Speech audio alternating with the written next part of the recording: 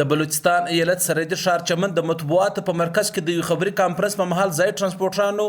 او کوچني تاجرانو وویل پاکستان او افغانستان پر ګډه پوله باندې پاکستاني چارواکو د دوی مخ ته ستونزې ډېرې زیاتې سیوا کړي دي. یو خو مال بردار ټرکان په شپو پر چمن پل NLC کې ولاړ وي او بل ډریورانو څخه شناخته کارت او ټرکانو کاغذان اخلي چې د افغانستان څخه پر واپسې پاکستاني چارواکي بیا نه ورکوي. په دغه مهال یو ترانسپورټر اجدارو خان وویل د دې خوا ګاډي نه څوک 15 پارسل د دې خوا مشکې وړو هغه نه راپرېږدي او پر دې سربیره زموږ څه کاغذ خبره ته کوم بیا ډریور ته نه میلاویږي په ګانټو ګاډۍ ولاړې په درې ورځې زموږ خالي ګاډۍ د دې خوا اوړي په څلور ورځې په درې ورځې د هغې خوا اوړي زموږ اصله مثال دا دی چې زموږ ته روزګار ایله زموږ بچیان په روزګار شي موږ په روزګار شو 15 کارټونه موږ دا خوا کې راوړو 15 پارسله د دې خوا کې وړو. د چمن پل داخلي دروازې بابي دوستي د امنیت خوندي کولو او مال بردار د ټرکانو د چیکینګ چاري د پاکستان د پوش په لاس کې دي او په سملاسي توګه د ځای ترانسپورټرانو او د کوچني تاجرانو پر دغه مطبوعاتي کانفرنس باندې پاکستاني چارواکو څه قسمه خبرګون مخ ته نه دی راغلی خو مخکې پر چمن پل دندې ترسره کوونکي پاکستاني چارواکو ویلي وو چې پر چمن پل د قاچاق د مخنیوي دپاره کوټلې ګامونه اخیستي دي.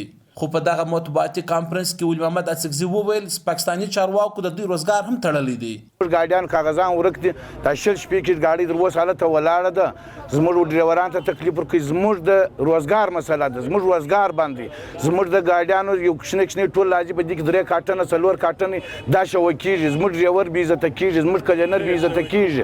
ټیر شوه کېږي موږ د سرکار څخه دا اپیل چې زموږ په دې شان کار نه. یو بل ځای ترانسپورټر امیر منان وویل پر چمن پله په NLC په مرکز کې د دوی ټرکانو څخه یو کوچنی کارټن هم شوه کېږي. مخکې موږ په د خپلو ګاډیانو چې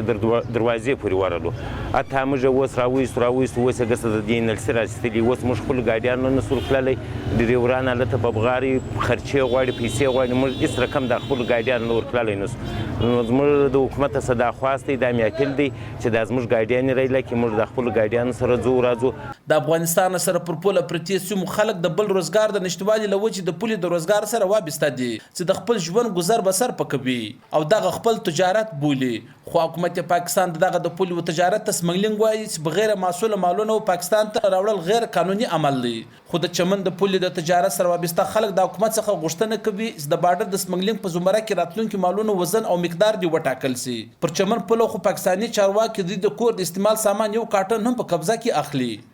نعمت الله سرحدي VOA ډیوا چمن.